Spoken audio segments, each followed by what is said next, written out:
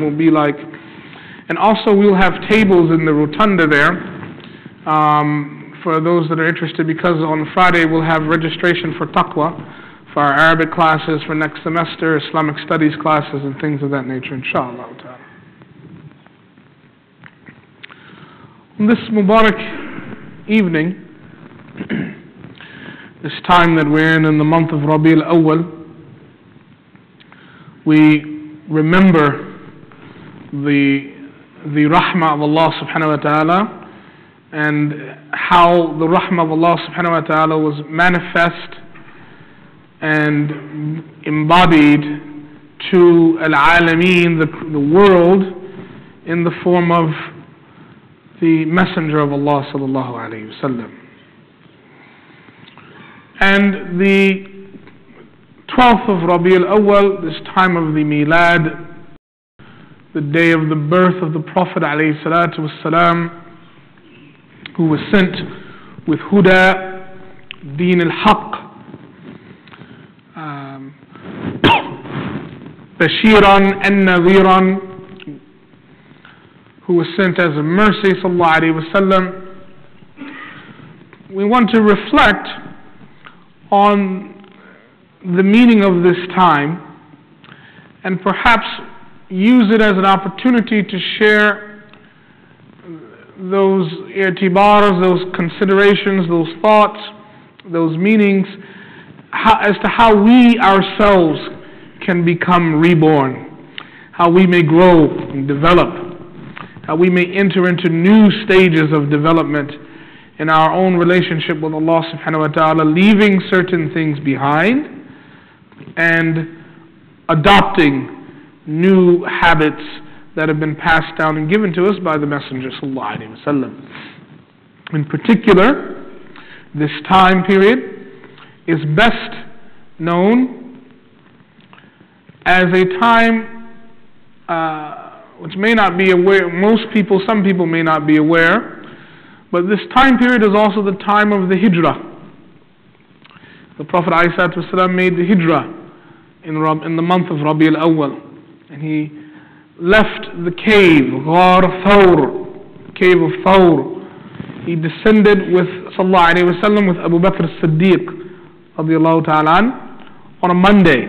When they left the cave and went down the cave to the bottom, it was a Monday, and it was the first of Rabi al-Awwal. The Hijra started on the first. And the Hijra of the Prophet ﷺ from Mecca to Medina with Abu Bakr as-Siddiq radiyallahu ta'ala and their guide, it took 8 days. So he sallallahu alayhi wa sallam started on the first day, and they continued day after day after day. It took 8 days, and on the 8th day they arrived in a place that's called Quba. He arrived in Quba. He was greeted there by Amr ibn Auf, one of the great companions of the Prophet ﷺ. He stayed with Amr ibn Auf radiallahu ta'ala in Quba for 4 days. So he arrived, ﷺ, they left on Rabi al-Awwal, which was a Monday. When they arrived in Quba, it was also a Monday. The Prophet ﷺ, and that was the 8th of Rabi al-Awwal. When they arrived in Quba, it was the 8th on the Monday. And the Prophet ﷺ stayed with Amr ibn Auf radiallahu ta'ala for 4 days. So he stayed with him Monday night, stayed with him on Tuesday, on Wednesday, on Thursday, and then Friday morning he left. Can you imagine being the host of Rasulullah sallallahu alaihi wasallam and Abu Bakr as-Siddiq? Oof, yes, no other Sahaba had that sharaf. Yes, Rasulullah sallallahu alaihi wasallam, we get to that point in a minute, stayed with Abu Ayyub al-Ansari radiallahu ta'ala in Medina, but in Quba he stayed with Amr ibn Auf for 4 days, and he sallallahu alaihi wasallam, of course, Amr ibn Auf hosted Abu Bakr as-Siddiq radiallahu ta'ala. What kind of suhbah, What kind of companionship? What kind of 4 days? Unbelievable. They built Masjid Quba, the foundations in that time period. But that 8-day journey, right, that 8-day journey from the cave to Medina was filled with amazing moments. And it's called the Hijra, migration, for many different reasons. Actually, migration and migrating is a central part of human history. Migrants and migrations occur all the time. And some migration has been the product of beautiful things. And migrations have also been a product of horrific things as well.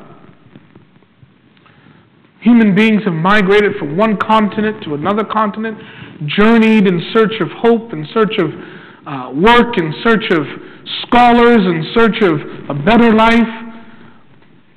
Transitioning from one place to another has been a central feature of human history. And even in the animal kingdom, it happens. Birds migrate. Creatures seasonally migrate. It's in the khalq of Allah subhanahu wa ta'ala that migration is part and parcel of certain components of His creation. Even the continents themselves shift and move. They change. The plants, the trees, they migrate through pollination. They shift in their geographical areas. Fish in the ocean migrate. That's part of the biological life of some aquatic animals. One of the famous examples is the salmon.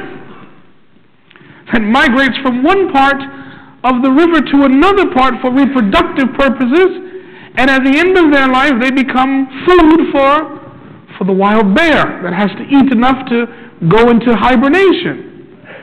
Migration has a divine purpose as part of the ilahi, the divine system put in place by Allah subhanahu wa ta'ala. And that earthly migration that occurs at the physical, biological, ecological, and human level, that physical zahiri hijra, that physical migration, is just a reminder of the migration from dunya to akhirah. That we are, everything is returning ultimately, journeying ultimately to Allah Ta'ala. That's why He sallallahu alayhi wa sallam told us, "Kun fi dunya ka'annaka gharib aw 'abir as-sabil."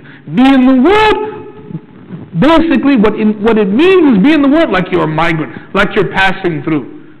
The translation is this traveler, wayfarer. Yeah, I mean like you're a migrant. Migrant passes through.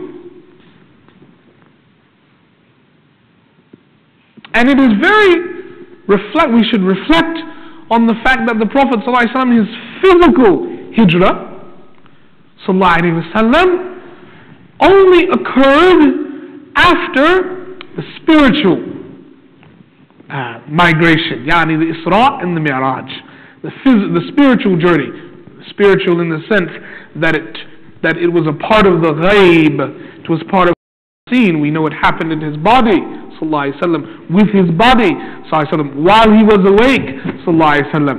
But it happened in the unseen world. So in that sense we mean spiritual. So in the alim of the ghaib, in the ma'nawi sense, in the unseen sense, that migration happened first. And some of those places where the Prophet ﷺ stopped at in his migrant journey from Mecca to Medina, some of those places he actually stopped at on his way back from Jerusalem to Mecca. One of those places was a long, huge area of land that was full of lava rocks that had solidified over time. It's called Dajnan. Dajnan, which is a huge lava tract. And he passed ﷺ through Dajnan out of Mecca to Medina. On the first day, him and Abu Bakr ﷺ and Abu Bakr as-Siddiq. And when he passed ﷺ through Dajnan, that lava area, those areas where those rocks from lava had coalesced, they had become hard, he ﷺ remembered him passing through Dajnan on Laylatul Isra al-Mi'raj, on the night of the Mi'raj. And there's a hadith where the Prophet ﷺ mentions that on his way back from the Isra, on the way back from Jerusalem, on the Buraq, he stops in Dajnan, and he gets off of the Buraq, and there's a group of travelers at night. It's at night, so they don't notice the Buraq. And the Prophet ﷺ asked one of them for a drink of water, because he was thirsty, and they shared their water with him. It's in the Sahihain, in the Sahih literature. And he mentions Dajnan as that place where that happened. And he takes a sip, gets back on the Buraq, and continues back into Mecca. In the Hijra journey, he goes through Dajnan on the first day. And on the second day, there's a different event. And on the third day, each day is a milestone, a different event, where the Prophet ﷺ receives the benefit of Allah subhanahu wa ta'ala. And each day he goes closer to his ﷺ, his new destiny, his new life, and he leaves something of his old life behind. And that transition of a new birth, right? Something new occurring and something dying away. That contrast between birth and death, milad and maut, it hit the Prophet ﷺ on the second day. The second day he reaches a place, I'm not going to go through all the days, but it's a beautiful lesson if you think about it.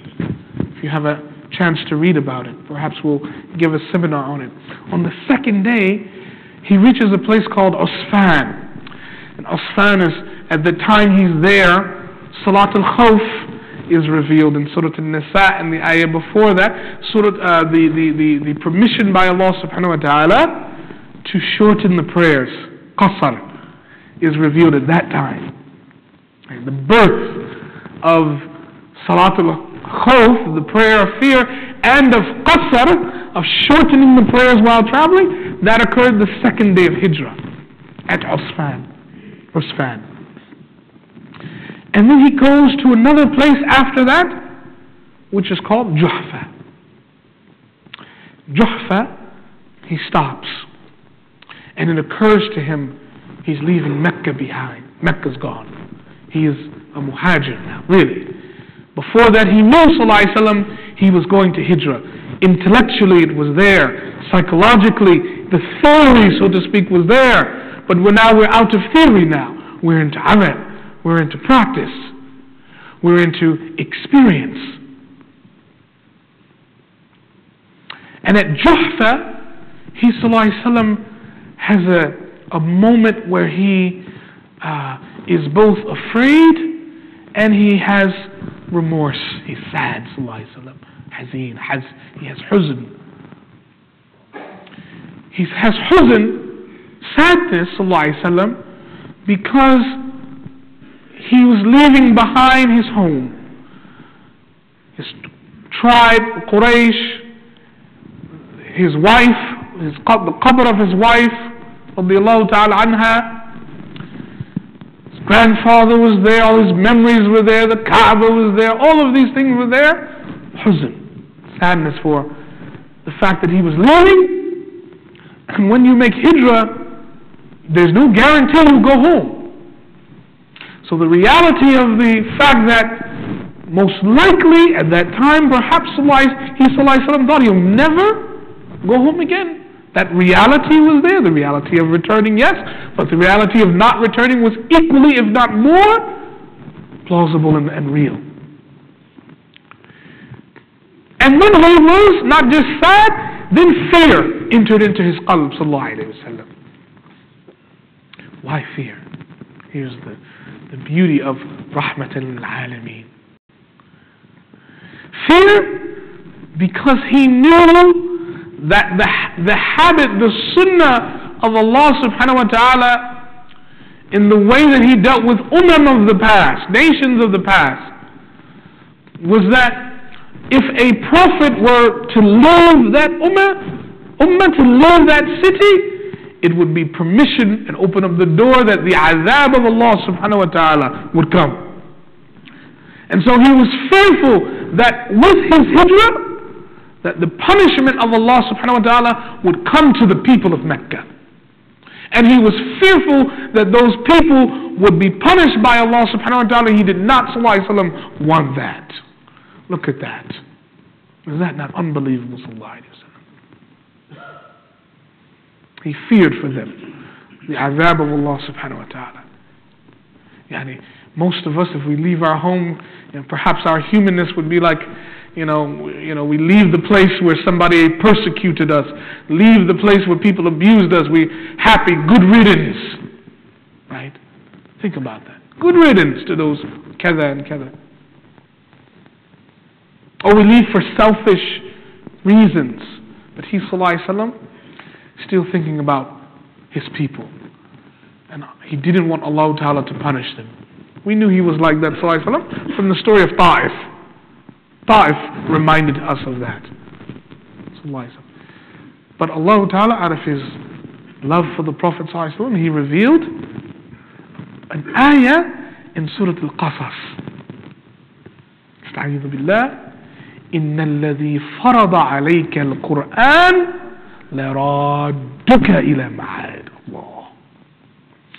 That indeed, verily, the one that has bound and made fard the Quran on you, the one that put this Quran on you, the one that obliged you and bonded you to this Quran, and that message was what brought people's displeasure and kicked you out, etc. That message caused you trouble, etc. The one that made it fard, it wasn't an option. إِنَّ الَّذِي فَرَضَ عَلَيْكَ الْقُرْآنِ.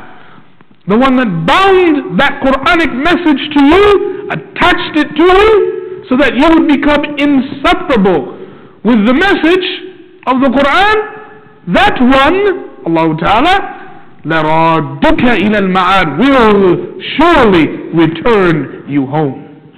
Allah. He will return you home. The sigha in the Arabic language, inna and la. Inna and la. Inna alladhi farada alayka al-Quran, la radduka. That combination together, inna and la, is the strongest form in the Arabic language of swearing linguistically. There is no form stronger than that. Inna and la. So that is the ultimate form of qasam, the ultimate form of swearing by Allah Ta'ala. So Allah Ta'ala, using the ultimate swearing form, saying, the one that has bound you to that fate will return you home. Allah. Allah. Allah will return you home. Yani at several levels. Will return you home to Mecca so that you don't have to worry. The azab of Allah Ta'ala is not coming on the people of Mecca. Don't worry about that. You'll have a second chance to give them da'wah, and at that second chance they'll embrace you like the people of Medina have embraced you, and they will accept Islam. Don't worry, it's just a matter of time. He'll return you home, and it'll be better than it was when you left. And then after that, He'll return you ultimately to your ultimate home. That place that you missed, that you experienced on the Isra and the Mi'raj, the Jannah that you saw. That's your real home. He'll return you back there as well. You'll repeat that journey. But this time, you'll stay. This ayah here is what I'd like for us to think about during this night of the Mawlid of the Prophet ﷺ. The fact that we are born to return home. We are born, sallallahu alaihi wasallam, he was born to go through a journey, and Allah promised him to go home. And our path of following him sallallahu alaihi wasallam involves that as well. This journey of hijrah, this migration. Some of us made hijrah from different countries. Some of us made hijrah from different cities. Some of us made hijrah from different continents here. But no matter our physical hijrah, we will all make ultimate hijrahs. And in this life, even if we are residents and we never move away, we can still be muhajir. Because Rasulullah ﷺ said that the muhajir, the person who makes hijrah, is the one that journeys to Allah Ta'ala from ma'asi. Al-muhajir man hajara ila Allah Ta'ala min al-ma'asi. That's what he said, sallallahu alayhi wa sallam. Aw kama qala, sallallahu alayhi wa sallam. The muhajir, the migrant, is also the person who leaves sin